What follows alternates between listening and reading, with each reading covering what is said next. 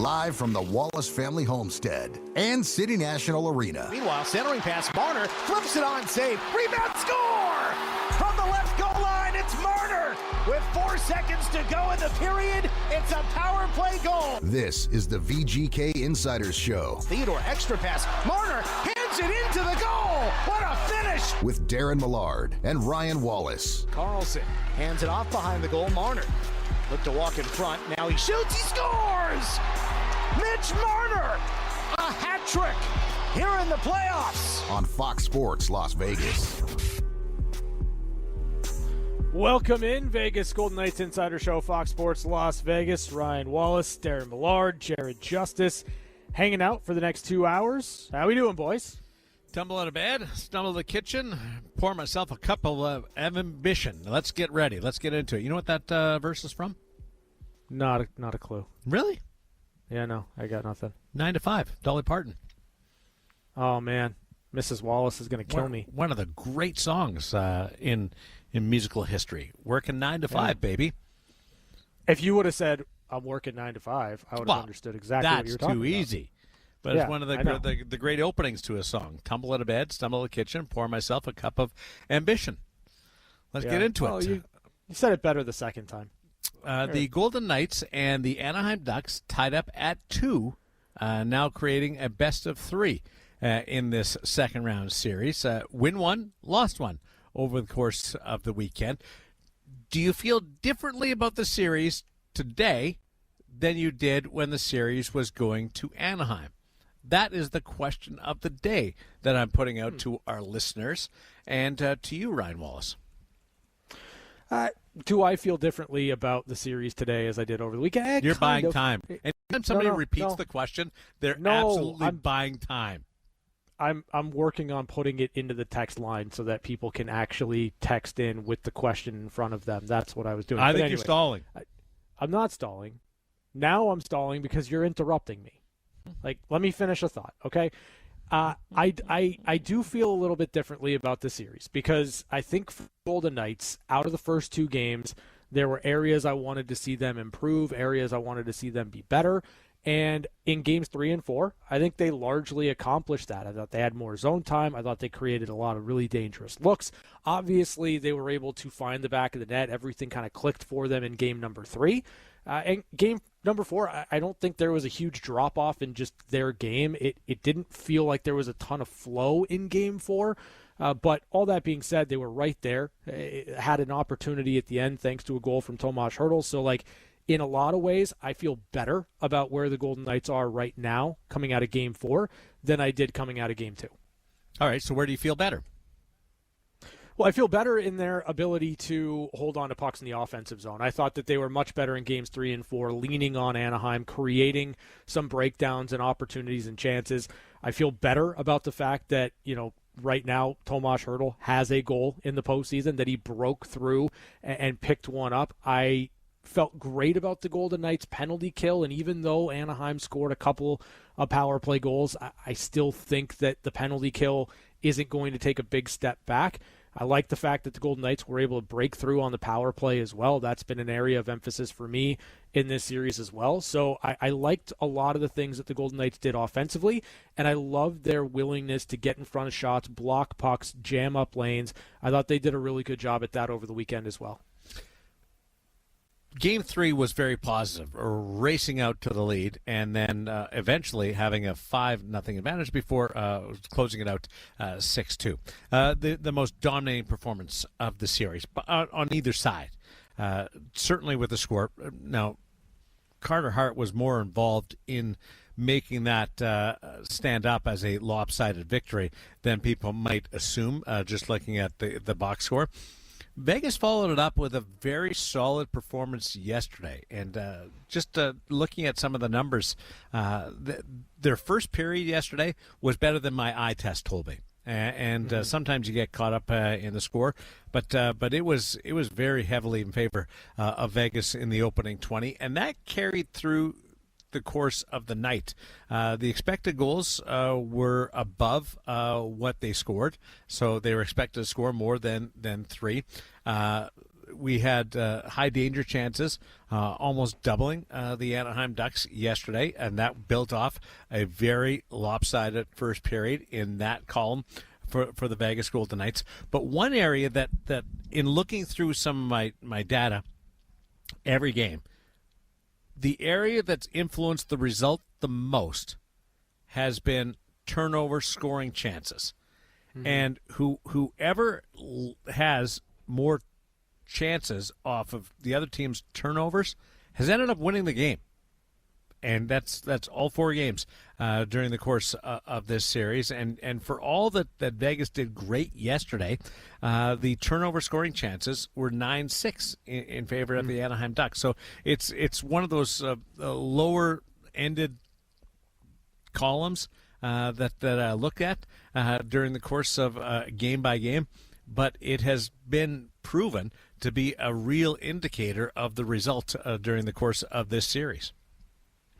Yeah, and I think, you look at the goals that Anaheim scored yesterday. Granlund, would that be a goal scored off the turnover, right? Like, would you count it as such in the grand scheme of the stats? Because, I think for Vegas, like when they are taking care of the puck, they felt out of sync at times to me yesterday.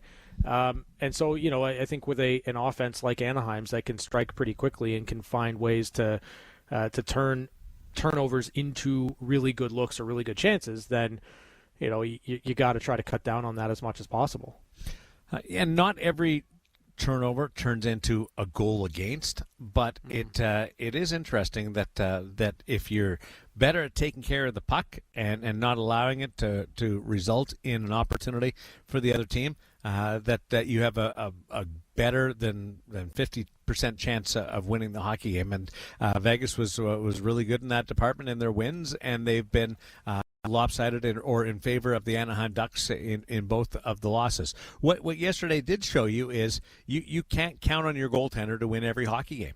And they have to be better at being able to take advantage of their opportunities when they get them, to at times take the pressure off Carter Hart, and at other times not give up great opportunities and expect him to be able to come through with the save every time.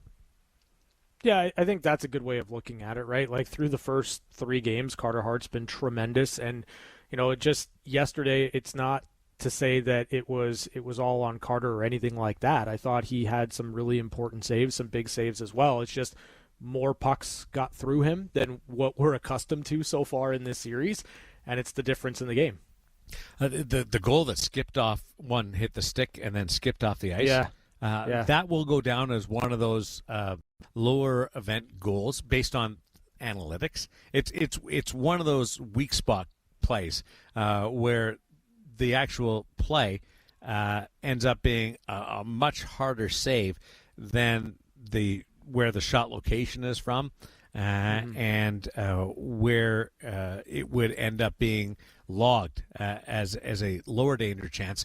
But because it hits a stick and then skips off the ice, that's a really challenging save. One of those ones that almost has to just hit you. That was a weird save. So again, we're back to the weird bounces. He's got to keep track of all these weird bounces, and then look at it at the end of the playoff and go, what's happening here? What's going on? Because that one goes back to the Utah series in which there was strange bounces ending up behind them. But Vegas would have been nice just to be able to take advantage of some of those opportunities in the first period where they had 6-1 were the high danger chances based on Sports Logique and the analytics that I'm privy to. That was the gap in the first period. And I loved what John Tortorella said. The game really did turn, just not being able to get out of the second period, tied up at 2. Yeah, and that's kind of one of the other areas you look at. I think for the Golden Knights, when you're trailing in a game, it becomes harder and harder. You work really hard to get yourself to even, and then again, it's a power play goal for the Anaheim Ducks late in the second period that gives them a lot of good feeling going into the intermission, and then they score relatively quickly to start the third period, and you're looking at even to start the third period potentially with a power play, to down 2 goals and really needing to dig deep in the third period. So, yeah, you mentioned it yesterday, and I thought it was absolutely on the money. Like, for the Golden Knights, their best opportunity to win that game yesterday would have been 2-2 going into the third period, as opposed to down 3-2. So Vegas is averaging roughly 3.6 penalties, 7.6 penalty minutes per game, and this is over the last 10 games. The average is a little bit higher than we would like during the course of the Stanley Cup playoffs, and there's that fine line. And I don't think they're being overly aggressive. I don't think they're running around at all, and I don't think the officials are at fault at what they're doing. I don't think there can be a lot of complaints about what the referees are labeling as an infraction for the Vegas Golden Knights. But as you get through this, you just got to be a little more careful as to when you're putting a stick on somebody or making a play or there's a scrum, whatever the situation is. That's an area that isn't as random as what our game really is. Like, it's a decision in a lot of cases, and there's good penalties out there. But if you sift through some of the infractions that Vegas has taken, I think you would go to more the careless type penalties, and I think that's a spot. Now we're getting into games 5, 6, and 7, where some of those types of calls can put you into a real difficult situation. And if you're going to pinpoint one area that Vegas would like to be better at in the final 2 or, if necessary, 3 games of this series, I think it's reducing the number of times that Anaheim is on the power play. It's not just the penalty kill that is exposed in that situation, and they've been great in the penalty kill throughout the entire Stanley Cup playoffs. But it's when you're killing a penalty, you're not trying to score, even though they do have the 3 shorthanded goals. But you know what I mean on that. So there's a double impact on taking these penalties, and I think that's the number one area that I'll say going into Game 5 that the Vegas Golden Knights have control over, that they can concentrate on and put themselves in a better position. Yeah, I spent some time on that on the post-game show yesterday. It's just that you want to see that number come down, right? You don't want to see the Golden Knights they're the least penalized team in the National Hockey League every year. Right. Exactly. Like, you don't want them to lose their aggressiveness. You don't want them to lose their edge. You don't want them to be easier to play against. No one's asking for that. But you do want the Golden Knights to be a bit more careful in certain situations so that they're not taking as many penalties. And it's rare to go through a 4-game set where the Golden Knights are nearly taking 4 penalties a game. That just doesn't happen typically. And not to mention, they're taking penalties early. They're kind of feeding offensive chances and zone time early because of it. And so, in a lot of ways, I think that's the absolute right thing. Like, they have addressed and they have fixed and they have played better in different areas. The one thing you'd like to see is just a diminishment, a smaller number of penalties taken over the course of games 5, 6, and 7, especially now that Anaheim was able to kind of break through on their power play. Team did not practice today. No skates were held over at City National Arena. So we don't have an update visually on whether or not, let's say, Mark Stone was out there. There was no option to even see him. No update given from head coach John Tortorella. I think people are starting to figure out that there's no sense in asking that because he's not going to give you an update. But we will hear from John Tortorella and his media availability on this day between games 4 and 5. We'll bring that to you in hour number 2. Coming off of what we saw in game 4, there was a change at forward. Brandon Saad went in, not replacing Mark Stone position by position, but replacing him on the forward side of things. We've also had Dylan Coughlin go into the series since we last talked. as he stepped into the lineup for Keegan Korczak. So there's been a couple of adjustments, forced and decision by the coach in the last couple of games as Vegas tries to find its footing in this series on the advantage side. I think they've been the better team in 3 of the 4 games. It's a 2-2 series on the scoreboard, but they're just looking for that combination that gives them a significant advantage against the Anaheim Ducks. Yeah, I like Dylan Coghlan in the lineup. I like Coghlan alongside Bet Hutton. I think that there's been, some solid play and good minutes out of those two specifically. As far as Brandon Saad in the lineup, I think he had a couple of looks, one that he rang off of the crossbar, if I'm not mistaken.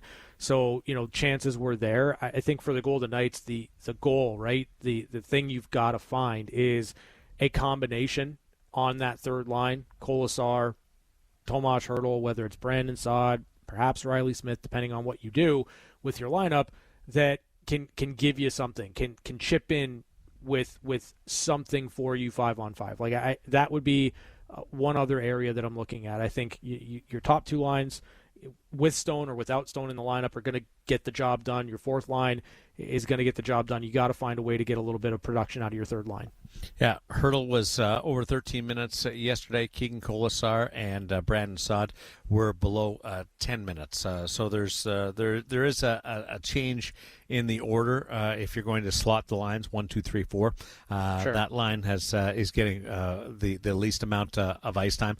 Certainly 5-on-5. Hertl's getting some extra minutes when it comes to the power play yesterday. 4 extra minutes on the man advantage last night and scoring a goal late. But for the rhythm of the team, they're looking for it. There's that's the missing piece on the production when you go through where you're getting that production all the way through. That continues to be a quest for the Vegas Golden Knights, and obviously Pavel Dorofeev played there in game 3. But the loss of Mark Stone has forced an adjustment of your lines. Pavel Dorofeev moving up and skating with Jack Eichel, so a change was required there. And you mentioned Riley Smith. I don't know what they'll do with that. You put Brandon Saad in after not playing in quite a while, and I almost think it's a tough position. We talked about with William Karlsson going in after not playing for 6 months, how you're hitting the ground running. Well, Saad, it's been a while since he played a game, so it almost I feel like you need one game to get up to speed, and then one game to show what you can do. And not everything's fair in that regard, but I'd like to see him again, just when he's not put into that situation. He's not going to complain about being put in that situation. It's great. He's in the lineup. He's playing, but just a second opportunity. Yeah, I don't know that I disagree with that, except for the fact that I look at what Riley Smith was able to do in the regular season. He scored 16 goals. He didn't play every game. It was more in a depth support role without William Karlsson, and that's what you're kind of looking for here, right? Like, and it seemed down the stretch in the regular season that every time Riley kind of came back into the lineup, he had a moment. He scored a big goal, made a big play, whatever the case may be. So in a lot of ways, understanding that it's now a best out of 3, that every game is amplified just a little bit more, and the fact that Riley was more productive in the regular season than Brandon Saad was, I'd like to see the switch to Riley Smith. But you make a good case as to why you go back to Brandon Saad, just to be fair to the player when he hasn't played in so long. Yeah, a month out of the lineup for Brandon Saad. Riley Smith has played more recently in the series against the Utah Mammoth, so he's played. So there might be some of that from the coaching side of it. Just looking at we know what Riley's done. We saw him play in the Utah series, picked up a couple of points, so that they've had eyes on Riley Smith, and this an opportunity to look at Brandon Saad, and there's familiarity with Torts and Brandon Saad, which is also I'm sure an influencing factor of just of comfort, being able to see him play. But given that Riley has already played for that first round series against the Mammoth, and now this might be just the opportunity to see what Brandon Saad can do with a couple of games. We'll see. Nothing's been said or alluded to or pointed to what the lineup will look like tomorrow night. Mark Stone remains out for right now until he's back. Right. So we can't necessarily speculate about any potential return on that front after he played just over 4 minutes in game number 3. But if you roll back, if Stone's not available, you have to roll back a similar lineup to what you saw in game 4. Now, for people that have talked about Riley Smith, a lot of them going into this series and William Karlsson's return wanted to see those two together. Is that nostalgia? Yeah. Is that necessarily what's best for the team? Certainly nostalgia. I don't know whether it's best for the team, because Riley Smith, if he does come back into the lineup, is not playing with William Karlsson. So Right. put that aspect out of your mind. Now you're just looking at what's better for your team. Brandon Saad, just flat out naturally. A left winger, so where does that leave that decision making? And that's not why you win or you lose. You need your best players to be certainly impactful, and I don't think a Saad Smith type of debate should get out of hand here as far as what it's going to do to lead the team to a positive result or hold them back from that side of performance.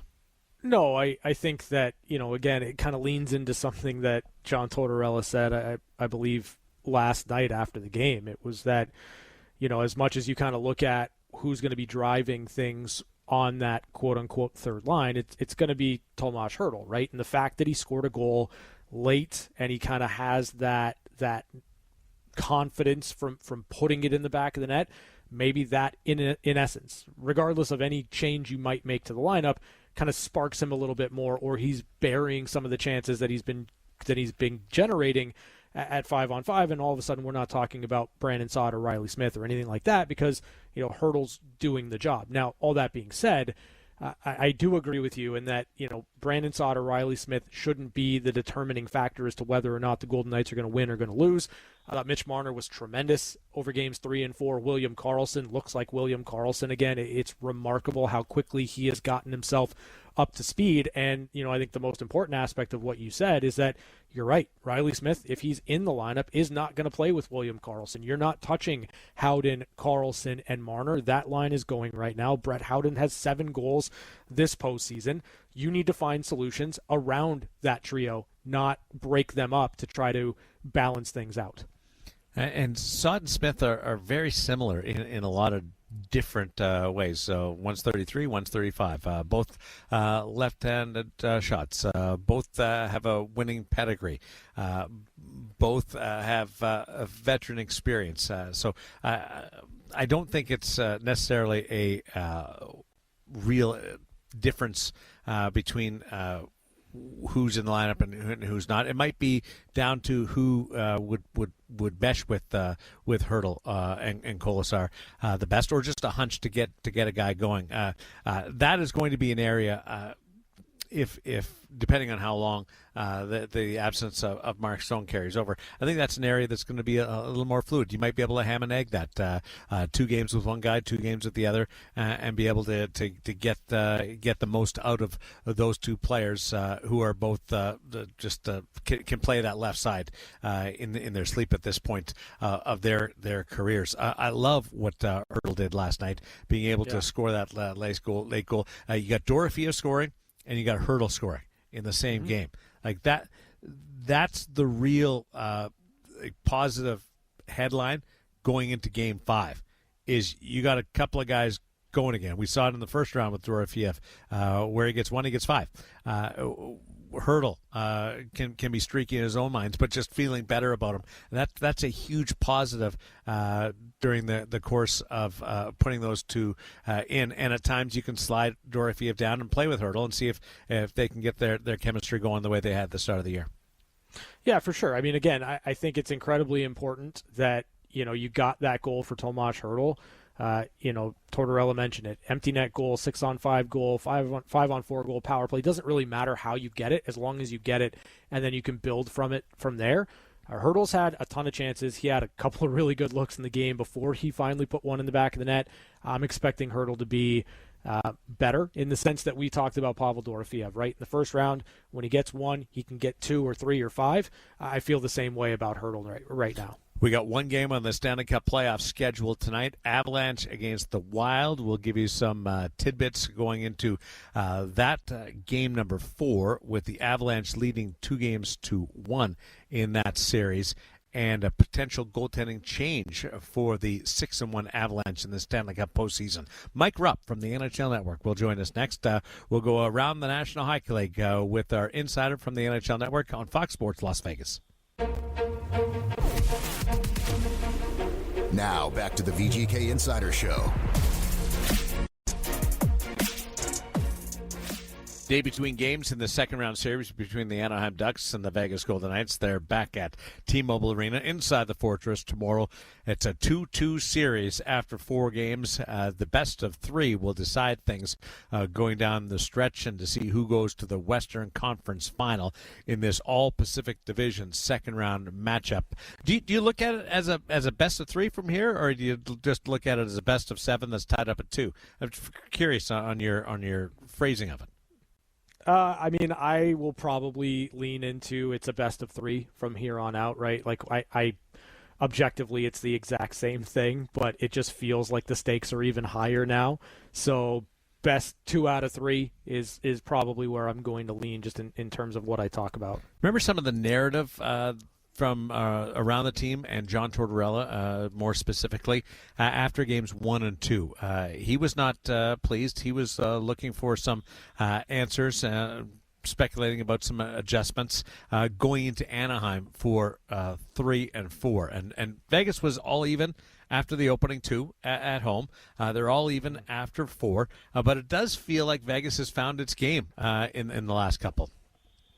Yeah, I think that's absolutely right. I think that they have been much better in games 3 and 4 than they were in games 1 and 2, and that bodes well. Like, it's something that we talked about with the team over the course of the series against Utah, and I think it's been a hallmark of the Golden Knights really throughout their existence, is that as a series gets deeper and as the games become more and more important, they find their game just a little bit better than the opposition does. Like, they just do. And it materialized in a really strong closeout game in game number 6 against Utah, and I'm expecting continued growth in the Golden Knights in their game over the course of the final 2 to 3 games in this series.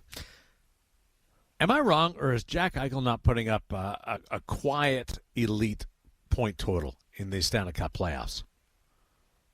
Yeah, no, you're not wrong. I mean, you're not wrong at all. Like, Jack's. But everybody's talking about Kaprizov and Marner and Hughes. Well, they're and, talking. Whether they're talking about Marner, Taylor Hall. They're talking about Marner because he had a hat trick. It was his first career playoff hat trick. He had 4 points in that game. He's got 12, 13 points over his last 6 playoff game. Points in 8 of 10 into the second round. Like, that's why you're talking about Marner over Jack Eichel right now. But everybody else, Kaprizov has 14 points. Jack Eichel has 13. Like, there's 1 point difference there. I feel like it's sliding under the right now. The goal total, or you want to look at that does get a lot more attention. And right now, Jack's totals are 1 and 12 for his 13 points. So that does the goals does attract more attention. But looking through it like I do every day and seeing where that ranks and where he slots in, he's got more points than McKinnon. He's got more points than Stankoven in Carolina, and we know how great he's been. Now, part of their issue is they've been so darn efficient. They're not getting the number of games in from them. So I just want to give Jack Eichel a little bit of love today. I mean, I think you're right to point it out, right? Like, the fact of the matter is Jack's right there with the best of the best in terms of point production. I do think that you get more play if the goal total is higher for Jack Eichel. If you're not talking about one goal through the first 2-ish rounds, 10 games of the playoffs, if you're looking at more 3, 4, 4, 5, somewhere in that ballpark, then you're looking at it with a different lens. But, the fact of the matter is, I think when you look at the Golden Knights and what they've been able to accomplish to this point in the postseason, it starts with Jack Eichel. It starts with Mitch Marner. It starts with their best players, and they've been that through the first 10-plus games. Let's go to the text line. We put out the question, just wondering how people feel about what the series is at after 4 games, then compared to when the Vegas Golden Knights and the Anaheim Ducks went to California, all tied up at 1. Yeah, so Johnny says it's all about Mark Stone at this point. Are we still the better team? So that didn't really answer the question to that point or to that end, but it does beg kind of the question about Mark Stone. That's obviously a big storyline as we get and navigate through the final 2-3 games of this series. Steven says, not really in terms of do you feel better now than you did before the weekend. You got to show up each game or you will have your butt handed to you. And that's true. That. Like you do have to be good every night, and that's why sweeps are so rare in the Stanley Cup playoffs. Because if you're off just a little bit, it can lead to a result that is against the grain, whether that team's favored or not favored at all. We got a great one coming in from Jess, just wondering if ham and egging it is a Canadian saying. I guess so. I don't know. It might be, but it's a phrase that comes from you got to get it done in different ways. Some nights it might be the penalty kill. Some nights it might be the power play. Some nights it might be the offense. Some nights it might be your goaltender.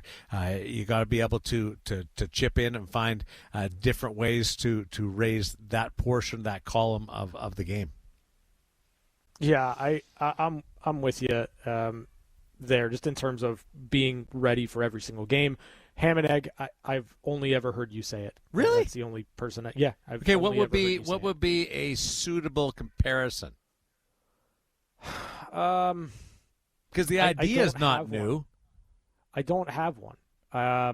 You're going to have to give me some time to think about it because I'm reading text at the moment. So you're going to have to give me some time to think. I'm trying to multitask. I'm talking to you and I'm reading text and I'm trying to come up with another phrase that says the same thing as ham and egg, but isn't ham and egg. Here's one text. Edwin says, I feel no differently. We can annihilate Dostal in the first period and force Mustache Quinville to pull him. That's what we know how to do. What do you think of the goaltending matchup through 4 games? I think Carter Hart's been better than Lukáš Dostal. I think that's just kind of the reality of what we've seen now through 4 games.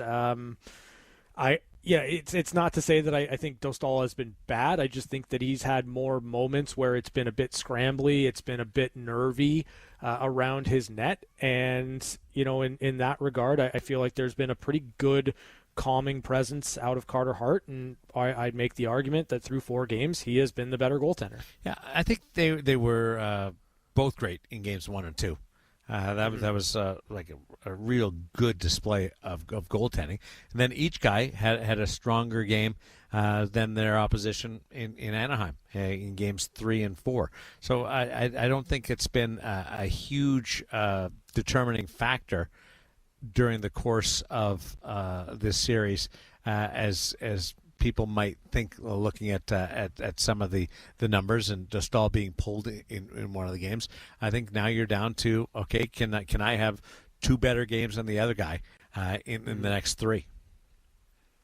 Yeah, I still lean toward Carter Hart. I still think that he's made more big saves than Dostal to this point, but it really doesn't necessarily matter what you've done through the first four games. Now it's a best of three, Daren. You got to win 2 out of the next 3. That's how you got to look at it.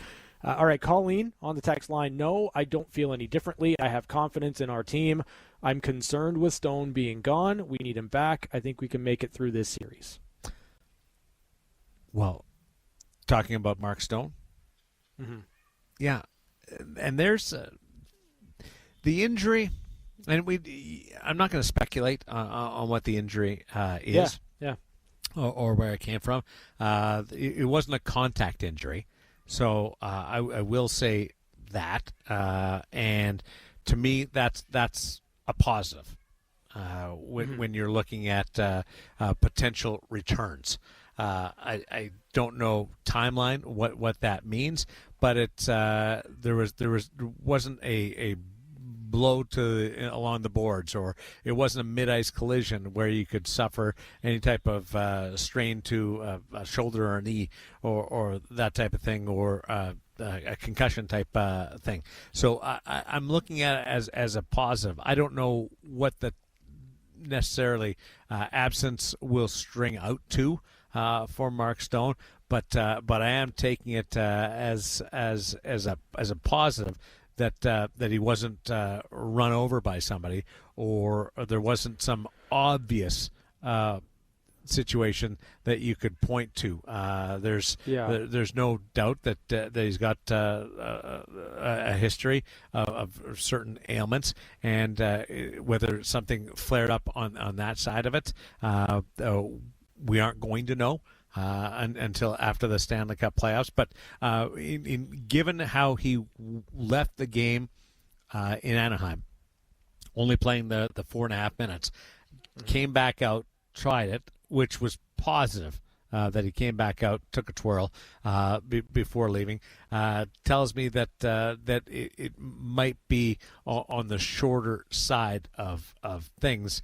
And again, that's just me looking at it, not willing to speculate about what the injury is.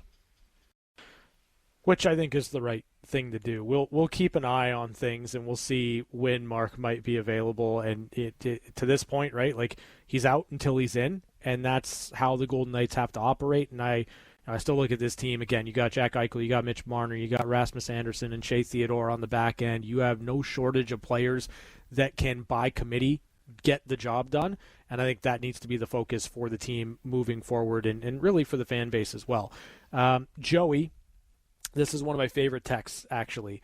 I see a lot of people dooming out, what a phrase, over the Game 4 result, but I thought it was their best game of the series. The Ducks got a few bounces and finally scored a couple power play goals. Overall, I liked Vegas's game, and I think they win Game 5. I'll take this best of 3 spot with 2 home games to go. I will give the Ducks all the credit. Mm-hmm. Like, they're defending absolute on a different level than we saw them during the course of the regular season for big stretches, and certainly in that first round series against the Edmonton Oilers. They have done a much better job in being able to win games that way than just try to outscore the Vegas Golden Knights. And that's been impressive to see a team be able to transition to a more winnable type style than I had them circle that, being able to play coming into the series. Yeah, I mean, I give Anaheim a lot of credit for that too, right? Like, I think this team realized, and when I say this team, I'm specifically talking about Joel Quenneville. I think Joel Quenneville realized flat out that the Anaheim Ducks in a track meet with the Edmonton Oilers had enough firepower to win that series, and they did, and good on them. Now, you zero in on the Vegas Golden Knights, it's not the same. It is not the same opponent as Edmonton. The Golden Knights are way more buttoned up in their own zone, and you have to defend in order to beat this team, or to give yourself an opportunity to beat this team. I think Anaheim's been very committed to taking care of their own zone, of kind of clogging things up on Vegas. And, good on them, because that's how teams grow in these scenarios and these situations. And I think we're seeing Anaheim grow in what they're doing and how they execute their game plan. One of the things I appreciate most about this group, this Vegas Golden Knights team in 2026, is they appear to be having fun, enjoying themselves during this run. It's a high-stress, very physically challenging environment, especially when you're going every second day like they are. But they are so casually involved in it, and not casually in a negative sense, but the moment isn't a burden to them. And you see certain smiles, certain situations through them. I would never say that the playoffs are fun. It's the coolest time. It's the most. It's what you play for. But I wouldn't say it's all tickling and giggles out there. It's a challenge. But this team looks to be enjoying themselves. Yeah, I mean, it's hard, right? Like, it's hard to win in the playoffs. It is a grind, physically and mentally, survival. And it's what you play for, right? Like, this is the most fun part of the year because you are in it. You are one of now, what is it, 2, 4, 6, 7 teams that still have an opportunity to win the Stanley Cup. Like, that is tremendous, and that is what you are in this business for. But it can be a grind. It can wear on you. It can break you down, and it doesn't seem like that's happening with this team. You say it's the most fun time of the year. You're right. But you don't often see people having fun. Enjoying it? Yeah, enjoying it. Right. No, I get it. Because it's hard, because it's intense. Like, it's really difficult to be fun and in the moment with it. It stood out to me in watching this group for the last round and a half. We'll take a break. We'll come back and we'll get you set for hour number 2. John Tortorella coming up. We'll get into some of that as we roll on. It's the VGK Insider Show on Fox Sports Las Vegas. You're listening to the VGK Insider Show. Daren Millard, Ryan Wallace, Jared Justice with you on this Monday as the Vegas Golden Knights and the Anaheim Ducks get ready for Game 5 tomorrow. It's a 2-2 series in the second round set of the Stanley Cup playoffs, so we've got our eye on that, but we also have an opportunity to give some tickets away to enjoy some baseball. Yeah, we sure do. If you want to see the Aviators play on May 23rd, you get a 4-pack. That's right. You can bring the whole family. That's tremendous. 4-pack to see the Aviators on May 23rd, 702-876-1340. Caller number 4, you're a winner. Is there a skill testing question they have to answer? No, they just have to get the number right and call in. Can we add a skill testing question? I mean, in essence, getting the number right is a skill test in and of itself. Yeah, we saw that in the word of the day, right? Yes, just the word of the day point. was a skill to send it through. Yeah. Even when we spelled it and it gave you the number to text, it all didn't go flawlessly coming through. But a skill testing question would be good to be able to win the game, not just get through. Not just be able to win because you were lucky enough, fortunate enough to be the correct caller. You should have to answer something. There should be more to it. Well, would you want it to be hockey specific or like ticket specific? I'm thinking more random, like life skill specific. Okay, give me a question. Like how many miles to the gallon is a certain number for a car, and you say electric car, and you make them think like how many miles to the gallon does a Tesla get? Skill testing question. Well, there's no gallons. Exactly. In a Tesla. Exactly. Right. Yeah. So there you go. So we're not making it super difficult, but there is a skill testing question there. How many games do you need to win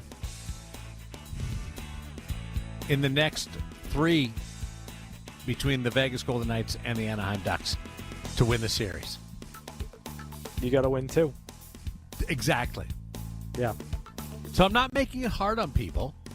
Just Sure. saying, hey, you got to do something beyond giving Jared your name. Well, they're listening. Are you with me on this? No, they're listening. Something's got to That be is earned. something. Okay. We too much just handing things out. Then to you this can come up with generation. all the. Then you come up with all the questions I'm fine with that. and answer all the phones. Who do you like more, Ryan or Daren? Skill testing question. Be careful. I'm making up the answers too. So be careful on where you go with that. Hour number 2 is coming up on Fox Sports Las Vegas. Live from the Wallace Family Homestead and City National Arena. Eichel near the left dot to Theodore. Back to Eichel, one-timer, glove save, rebound, score! Dorofeev, the rebound! This is the VGK Insiders Show. Right corner, William Karlsson, centered, they score! Karlsson to Howden! What a setup! And the Knights tie it, 2-2! With Daren Millard and Ryan Wallace. Theodore with Eichel coming out of the D zone. Pass up the right wing, Marner. Gets a screen. Marner shoots. Score! Hurdle! On Fox Sports Las Vegas. VGK Insider Show getting you set for Game 5 tomorrow night. We will be at T-Mobile Arena to tee that one up tomorrow inside the Fortress. The winner will take a 3-2 series lead. We're getting down to crunch time. Second half of this series, and it's all tied up at 2. So the next 3 games, 2 games potentially, if necessary 3, will determine and influence who goes to the Western Conference Final. Yeah, absolutely. I mean, it is what you play for. It's a best of 3 over the final potentially 3 games of this series, and that puts a lot of importance, obviously, in game number 5. And for the Golden Knights, that's a home game. It's an opportunity to get right back in the win column, and it's an opportunity to push the Anaheim Ducks to the brink of elimination. One thing that you've learned about Anaheim through 4 games, one thing you've learned about the Vegas Golden Knights, in particular in this series against the Ducks. So the Anaheim one is that, this is a team that I thought would break down in their own zone at times in this series. And the Golden Knights have been able to lean on Anaheim, but I have been incredibly impressed and in their ability to defend. I know we just talked about it, but that's something that I did not have on my bingo card. I just thought that they would break down and the Golden Knights would have chance after chance after chance offensively, and I really didn't think that the Ducks would have an answer for it. So I've been very impressed with their ability to defend the way that they have. The Golden Knights side of things, I think in a lot of ways it has been their penalty kill and winning special teams in that way. Now, I get it. I understand that they gave up 2 power play goals in game number 4, but they were tremendous. I mean, the Ducks were 0 for 11 in the first 3 games of this series. The penalty kill was elite. It was taking away so much from Anaheim, and they're continuing to score shorthanded goals. So, I think the Golden Knights having an elite penalty kill that they can lean on, that they can take the power play opportunities away from the opposition or not sweat if they do take penalties, is incredibly important, and that was an area that helped them win in round number 1, and I think it's a big emphasis for me over the final 3 games in this series. Golden Knights held media availability today at City National Arena. Brett Howden met with several of us just outside the Golden Knights locker room. We'll get to him in just a little bit. But first up, the head coach, John Tortorella, on a series that is tied up at 2 coming home. Wanting to be aggressive but not taking penalties at the same time. Just that, discipline. You said often how much you believe in this team, believe in the room. Where does the confidence in it come from that you've known them as long as you have now? Well, they've been through so much as a team and gone through all the processes, all the things you go through in playoff series. So they're experienced at it. You talked about the belief and the trust you have in them in this situation. With that in mind, what is your role as a coach moving forward in the series? Well, coach them when we need to coach them. It's a tough question to answer. I mean, we're coaches and we just try to keep them on the right road. I think we talk about discipline. Certainly that's a factor in last night's game, so that's brought to attention. Yeah, we're doing it together. I know everybody talks about adjustments and this, that, the other thing. We know how we're going to play. Put some good minutes in last night, and we'll get ready to play tomorrow. You talked about Mitch doing the little things other than points that people don't see other than coaches and his teammates. When Tomas was struggling to maybe score, does he do the little things? I'm not comparing the players, but, I mean, how is he handling it? Yeah, he's where, yeah, when a scorer doesn't score, he works away from the puck. He works at those things, and Tommy's certainly doing that. Hopefully with the goal he scores last night, that'll release him a little bit and see if he can help us offensively. But it is not an effort thing with Tommy at all. Is there a stage where the players take over a series, and have you reached that? It's a player's game. Coaches get way too much credit when we win. Coaches get way too much credit when we lose. This is the player's game. Coaches they just guide them in certain areas and try to instill some sort of game plan that we do together with them. But the game is such so many different things happen that you're just not you're not able to coach or think about within the game. You got to play hockey, and big plays are made, big saves are made. That's what determines winning and losing. If Stone doesn't play tomorrow, do you stay with Saad or do you go back to Riley? I'm not talking about lineups today. Is anything different mindset-wise when a best-of-7 series turns into a best-of-3? When you look back to the mindset to start a series versus... No, I just think each game takes on a life of its own, and the intensity certainly grows. All the things you're talking about being magnified early in the season are more magnified as you get closer when you're playing those last 2 or 3 games. That's what's great about playoff hockey. It's seeing guys how they handle themselves when more and more pressure comes their way.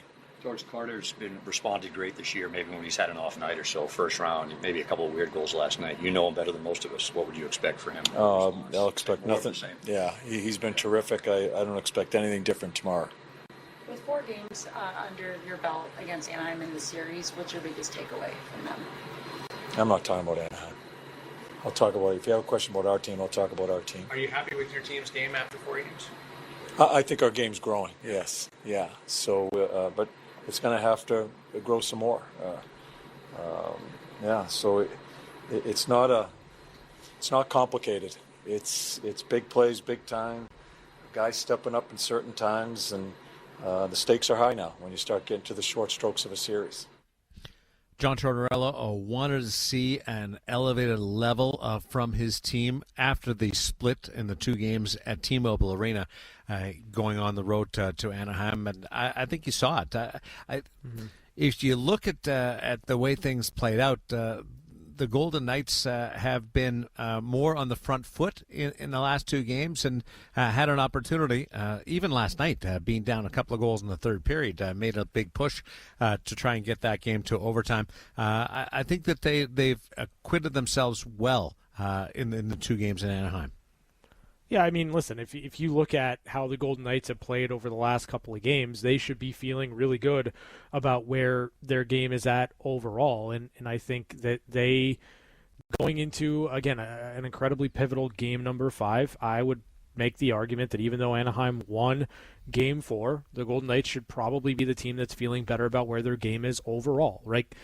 You give Vegas another 35, 40 seconds yesterday, maybe they find the equalizer. Maybe we're talking about a game that goes to overtime. Like, there's a lot that Vegas did well in game number 4, a lot to take out of games 3 and 4 in Anaheim, and I think that they're in a good spot here with their overall game going into game 5. The question that I had after games 1 and 2 was whether or not there would be some carryover, some consistency, some longevity in the Anaheim Ducks defensive game, which has impressed throughout the first 4 games of the series. And we saw a couple of better performances. Not that it was all under Stahl in game 3, but there was a bit of a slippage in it, but they came back with a better game yesterday. I don't think it's elite defending by any means, like locking it down, being able to purely win with that style of game. It's better than I expected. I'm still wondering whether you can push it to now crunch time, really influential time of the series, and being able to play that same style.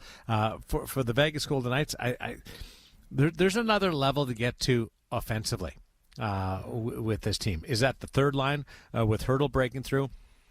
Is that Pavel Dorofeev scoring and getting on a hot streak?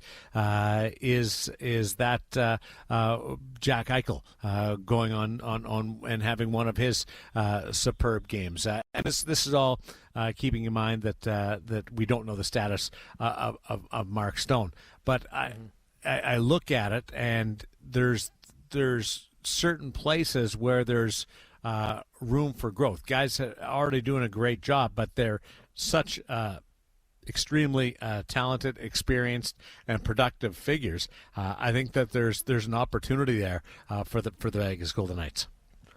Yeah, I think it's two areas specifically for me that you touched on, and it would be Jack Eichel in the third line, right? Like, and again, use air quotes for the third line based on minutes, all that other stuff. But I think for the fact of the matter is, like, if you can get production from that line consistently, then you've hit another gear, you've hit another level offensively. I think from Jack Eichel's perspective, the points are there. He has been able to do the job in that regard. I just think that if you can get a couple more goals out of Jack, even though he's creating for other players, I don't want to take that away from him at all. But when there's been more of that shot mentality out of Jack Eichel, the pucks have gone in. It creates opportunity for other players as well. I just think that those are the areas you look at. You look at Marner, he's been great. You look at Karlsson, again, 4 games, 3.5 games, 2.5 games. That's what it took him to start looking like William Karlsson. The excellent play to set up Brett Howden's 7th goal of the postseason, like unbelievable stuff. So with all that being said, I think your top 6 is in a good spot. You maybe want a little bit more goal scoring from Jack Eichel, but you really got to find a way to get that third line going. I like Jack's shot mentality last couple of games. Mm-hmm. It's been there more for sure, and you don't get the Pavel Dorofeev power play goal if Jack Eichel holds onto the puck and doesn't commit to taking a one-timer.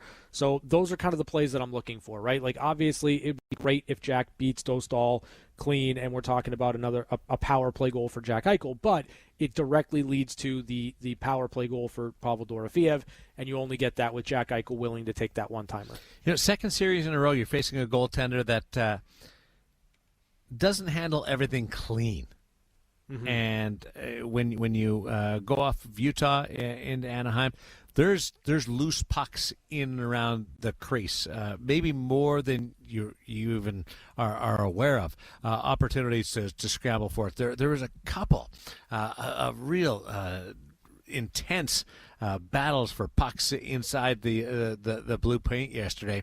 That Vegas is really close to being able to turn into a stoppage into a goal, and I'll keep an eye on that.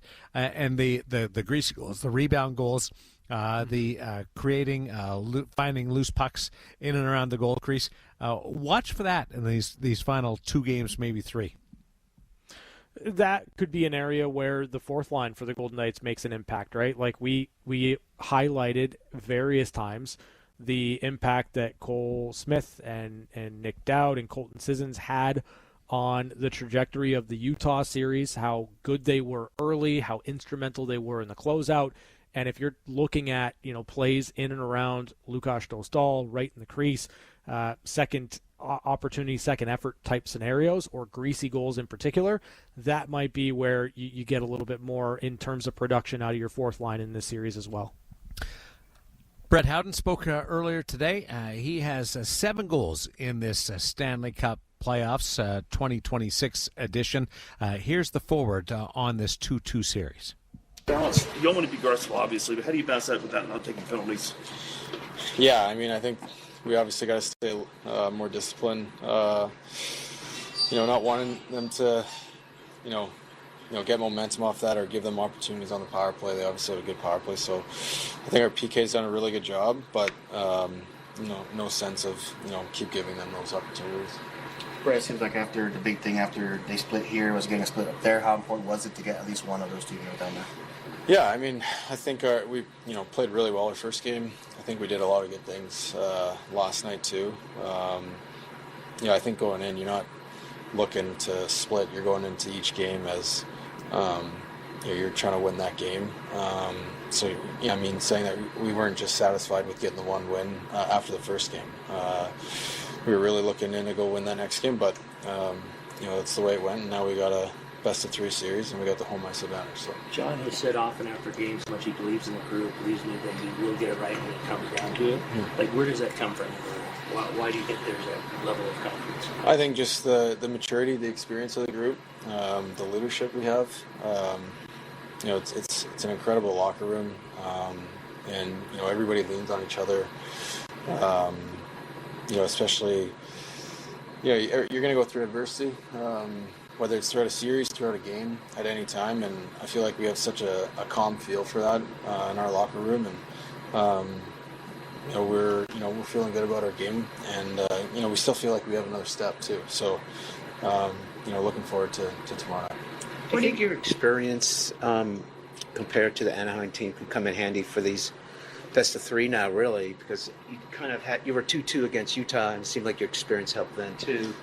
Do you see the same thing happening here? Yeah, like I said, I've said it all along. It just goes to show, the leadership we have in this group and the experience that our whole team has. I think that goes a long way, and I think that's kind of where I was saying we get that sense of calmness feeling that we don't. I feel like we don't have that panic in our game. I feel like we have a really good bench in the sense, a few things in the Utah series with the overtime goal getting disallowed, just things like that. It doesn't really get our group riled up.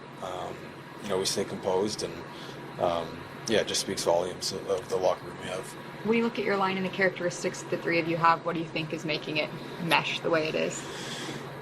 Well, I feel like there's a bit of everything, honestly. For me, I know my role, especially playing with those two guys. Trying to get Hart in on the forecheck. I feel like me and Mitch as wingers, I feel like we've been doing a good job of getting up the ice and putting pressure on and getting pucks back. I think that's the biggest thing with our forecheck as a team too, is forecheck, get pucks back and create some ozone sustained pressure from that.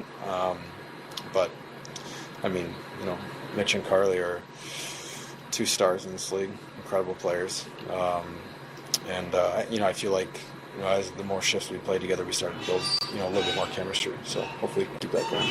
Right, you had 12 goals in the season, already 7 in the playoffs. What do you make of the increased production so far?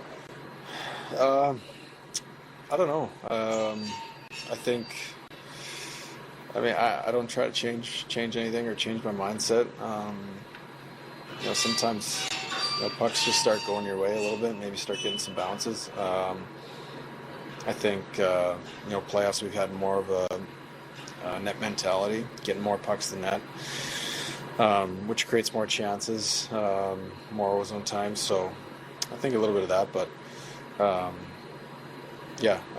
don't really know of something certain that's why that is, but just trying to bring the same mindset. What's it do for your confidence level? How much of a boost do you get when you're scoring on a regular basis?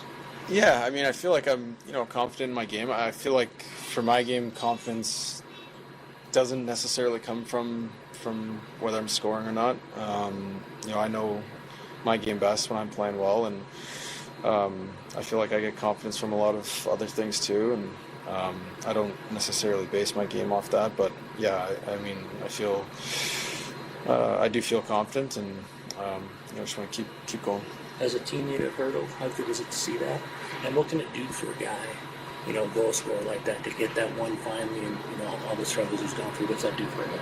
Yeah, it was awesome, but Hurts has had lots of chances. He's had lots of good looks, lots where it's just you can't believe it doesn't go in. So, I even for him, I don't think he's changed a lot. I mean, I think he's had a lot of looks, and it's just unfortunate some of them haven't gone in. But yeah, it was great to see. We're super happy that he made it close there. We had some time there to get another one. Unfortunately, we didn't at the end of the game, but that was a big goal in that moment.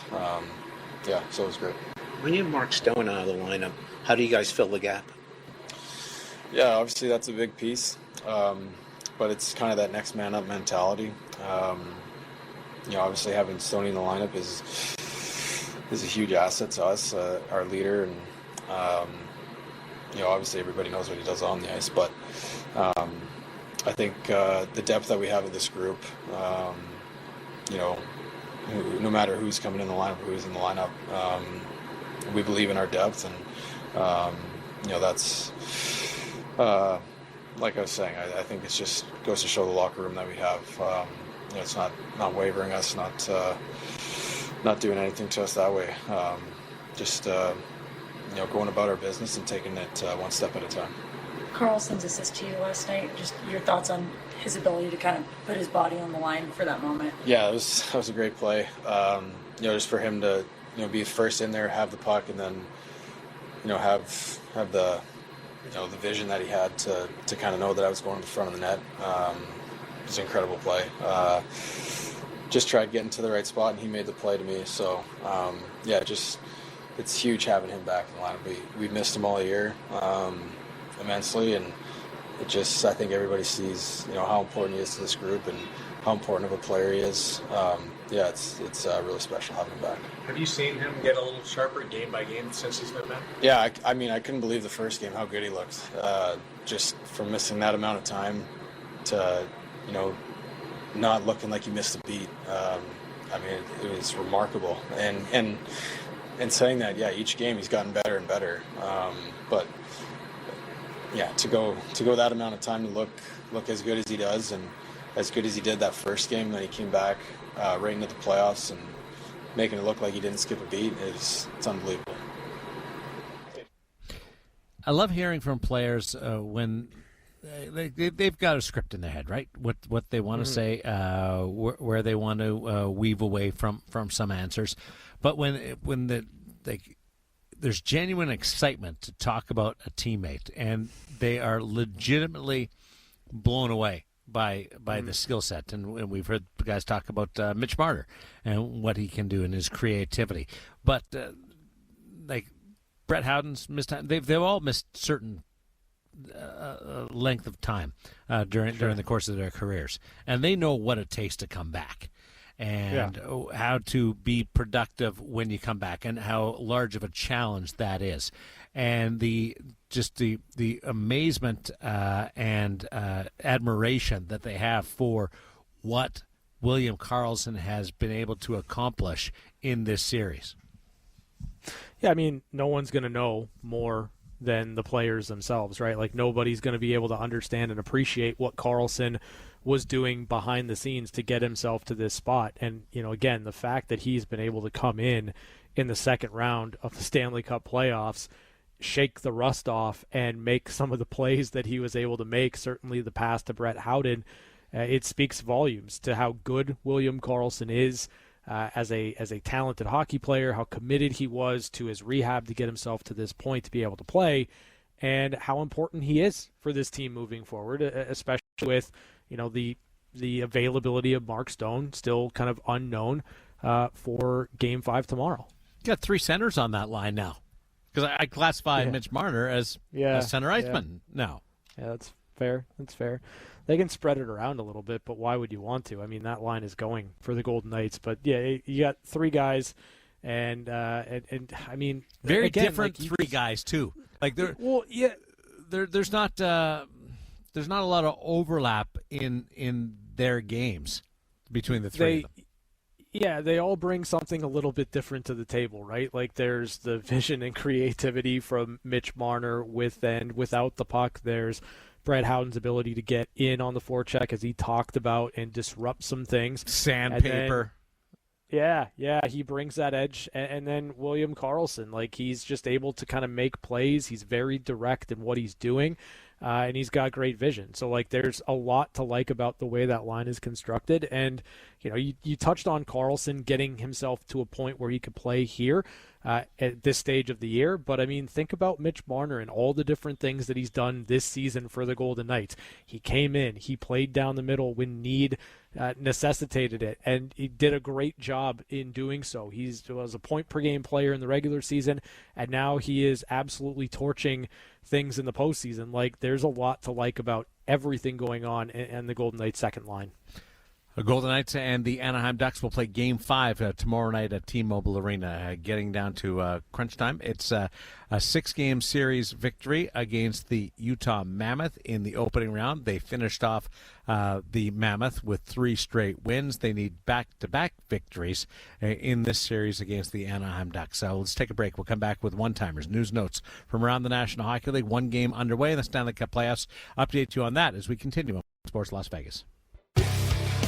Carlson left corner, centered, one-timer, score! It's time for One-Timers. A quick look at news and notes from around the National Hockey League. Brought to you by Paul Pata Law. It's not about the injury, it's about the recovery. We're underway. Colorado and Minnesota, Game 4. The Avalanche leading the series 2-1.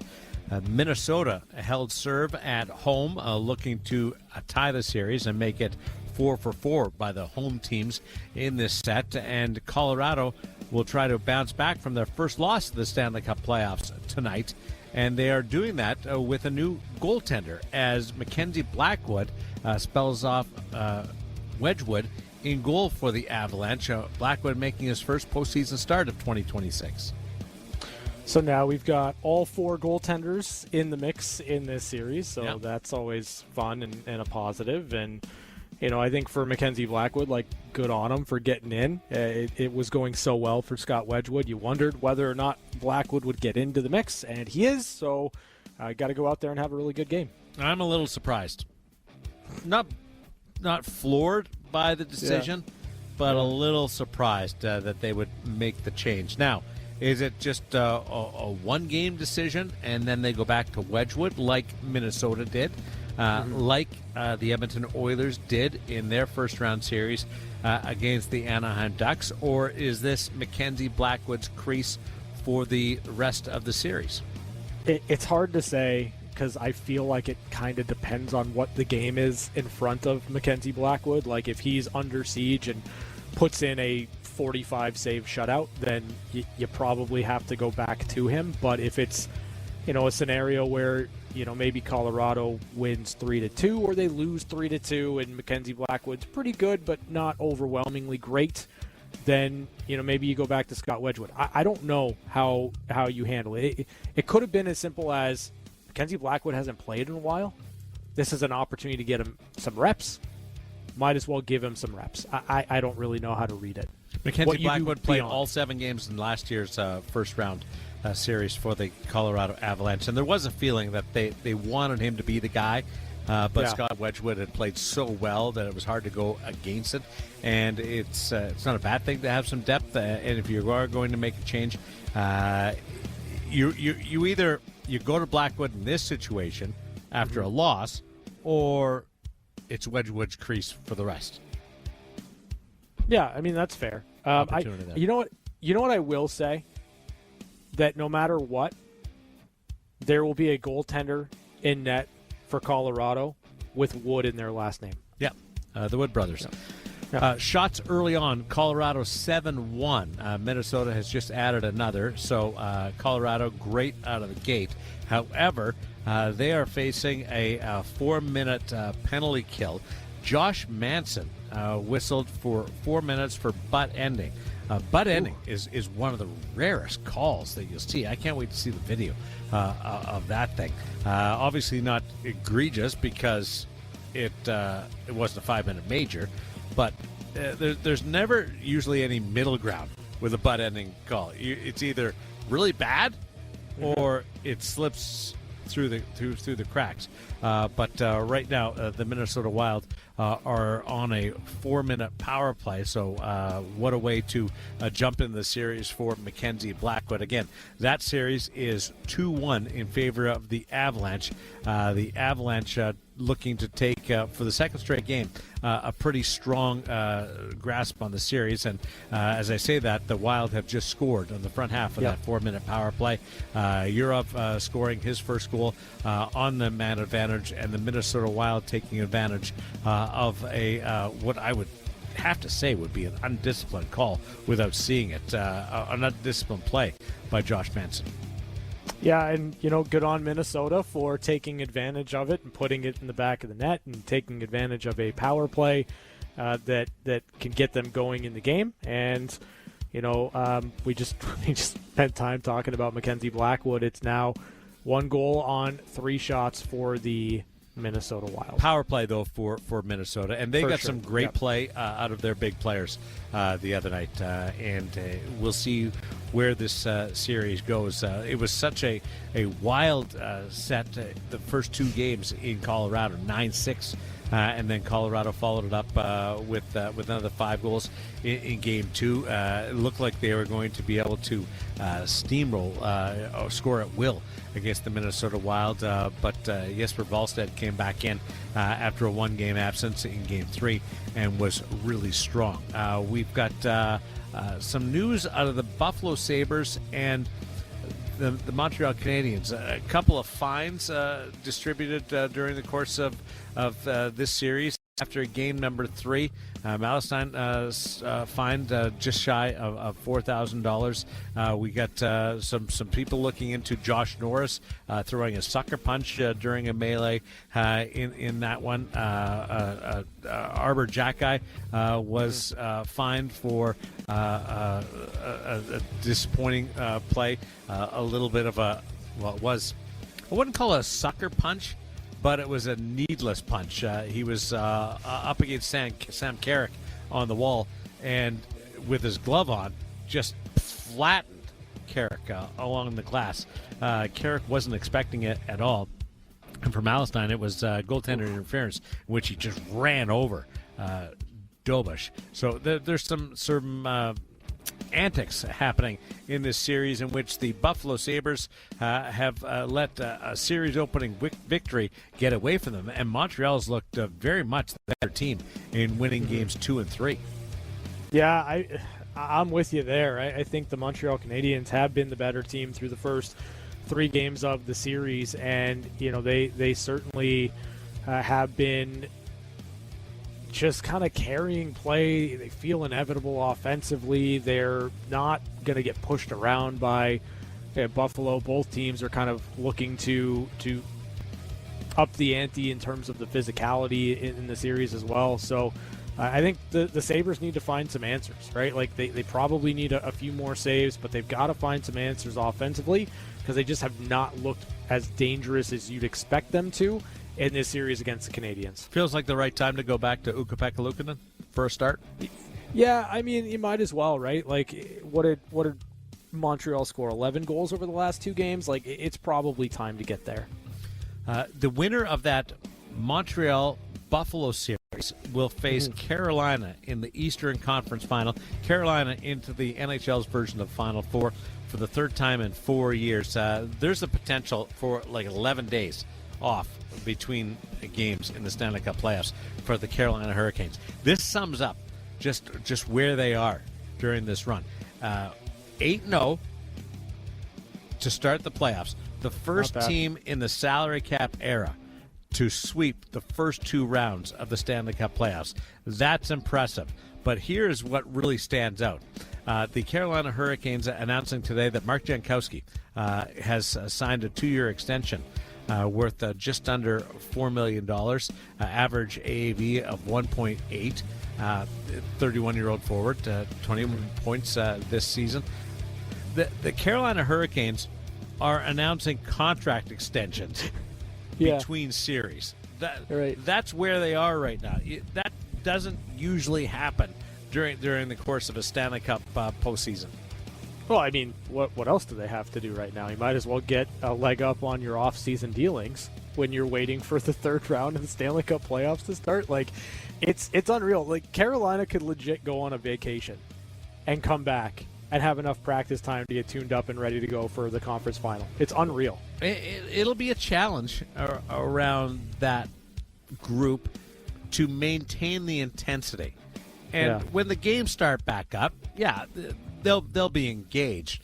But what happens between now and the return to the Stanley Cup playoffs and the Eastern Conference Final is going to be a test for the coaching staff, for the players themselves, to not drop off too much, to try and just maintain where the level they're at. I think it will be a benefit for the goaltender and Freddie Anderson more than anybody. He's back into the Final Four. The question about him has always been he's a guy that has to feel right to play.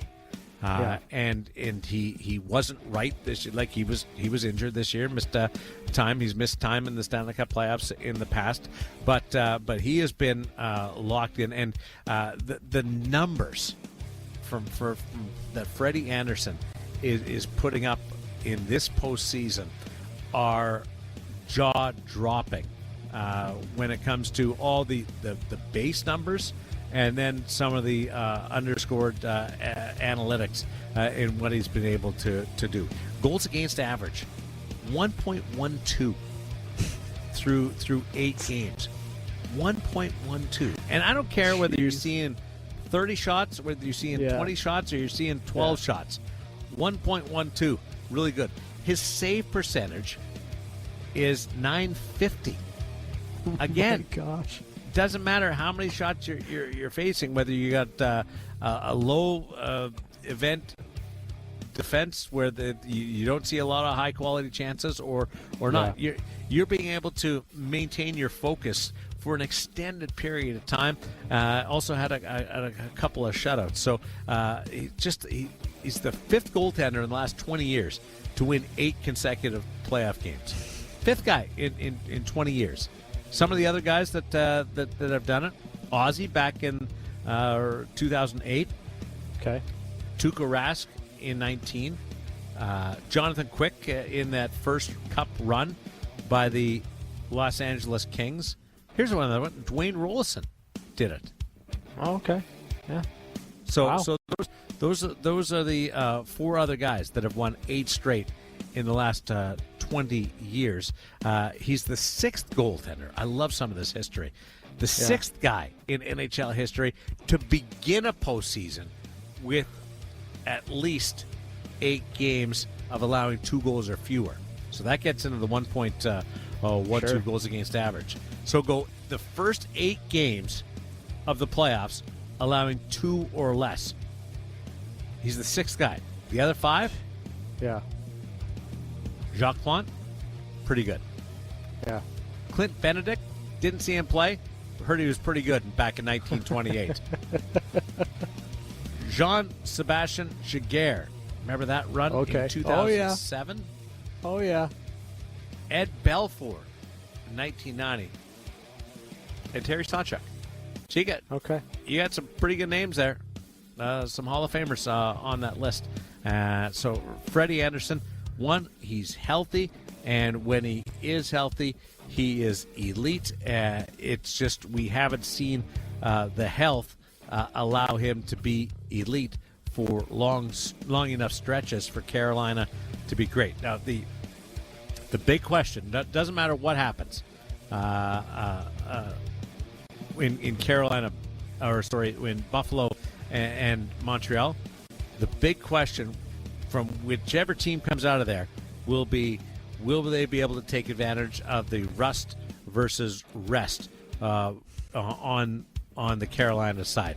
I think the rust will be felt more so on Freddie Anderson and not facing that environment in a pretty long gap of days, looking at 10 or 11. Yeah, I think that would be the area you look at Carolina as most susceptible, right? Is just you're out of rhythm. You're not in the rhythm of seeing shots every second day, of playing games every second day. And you look at the numbers for Freddie through those first 8 games, and lights out. But at the same time, like, they swept their first round series. It wasn't as long of a wait as it's going to be rounds 2 to 3 as it was 1 to 2. But they've got a little bit of experience with that. Does the rest benefit Carolina based on how they play? With as up-tempo as they are. That's been like the issue. They've run out of gas in years past. And so, like, you look at this as, okay, if you lose a little bit with Freddie for a game, does it not ultimately benefit Carolina to be able to have a full gas tank now going into the third round? And whoever you play, Buffalo or Montreal, you're not facing the Florida Panthers and that physical giant in the third round. Like, Montreal likes to play fast. Montreal against Carolina will be fast.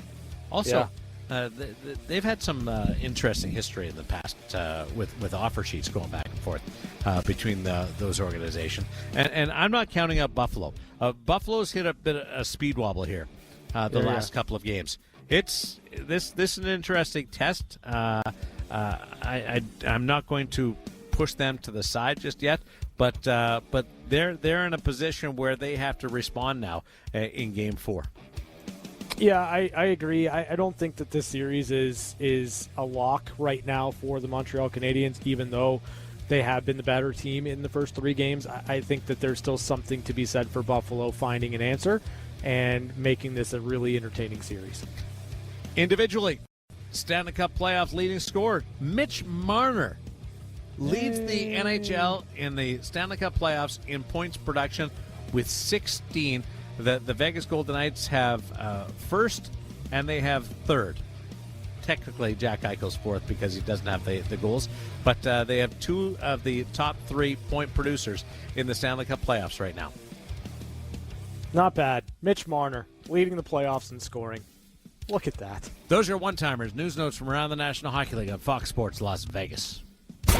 I'm on fire over here, lads. Come on, I need some back and forth. Come on, what do you got for me? What do you got for me? Now make it quick. Make it funny. We're down to the wire. It's the last minute of play.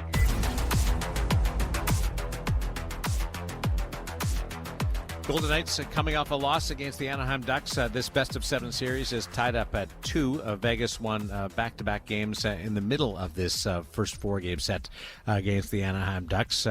The numbers, all the little bits of information that I'm privy to with Sportslogique did say that the Vegas Golden Knights played a really good hockey game yesterday, despite the outcome and the series being tied up at 2. Yeah, I think for the Golden Knights, Game 4 was a pretty good, pretty solid game for them. Maybe left some chances, some opportunities to put the puck in the back of the net on the table. And, I think you just kind of look at it from that perspective. If you continue to generate a lot of the same chances, a lot of the same looks, and you play in a similar way, you're probably going to be able to find 2 wins out of the next potentially 3 games. So, I think the Golden Knights game is in a good place right now going into Game 5. Aren't the playoffs amazing? The way you have this 7-game series, and this is more in tune with hockey than certainly basketball and what we see from baseball. But the just twists and turns in strategy in what the players are able to do from one game to the next. And I love the way Torts put it during his availability today, that it does come down to the players, that the coaches get too much credit, they get too much blame during the course of a season or a postseason, because the players do impact it. There's just so much randomness that goes into a game and that can influence the result on a night-to-night basis, and the players are right in the middle of all of that. Yeah, I mean, they're the ones that are determining the outcome of games, right? Like, they're the ones on the ice playing the games, and Yeah, the playoffs are amazing and they're awesome because the ebbs and flows inside of a series are just second to none, right? Like you can have a tremendous game. You can feel great about everything that's going on. And then, you go and suit up for, game 5 or game 6 or game 7, and it's a completely different feel, right? And, you can't really bottle up what changes or how things change or whatever the case may be. Just know that you're in a ride, and it is a wild one as you get deeper and deeper into a series. And if you're a player, I think you're better able to handle that than you are family members, whether you're fans that are so involved in supporting the Vegas Golden Knights. When you don't have that ability to influence things, it becomes a real stressor. These players, I'll go back to my observation earlier, look like they're. You look back at Stanley Cup runs and you go, oh boy, they had a great time there. They were on a roll here and there. But that's all retrospective. These guys right in the middle of it, 2-2, second round, do look like they're having fun. Yeah, I would agree with that. And, the best way to keep that going is to continue to win games. Yes. Right? To keep winning, keep playing well, to keep feeling good about where your game is at. So, hopefully if you're a Golden Knights fan, the Golden Knights are going to have a lot of fun over the next couple of weeks. Just make them be uncomfortable. And part of being a successful team is being comfortable, being uncomfortable. But you have a better chance of winning when you're putting the other team in adversarial situations. We'll be back from T-Mobile Arena tomorrow ahead of Game 5 on the VGK Insider Show on Fox Sports Las Vegas.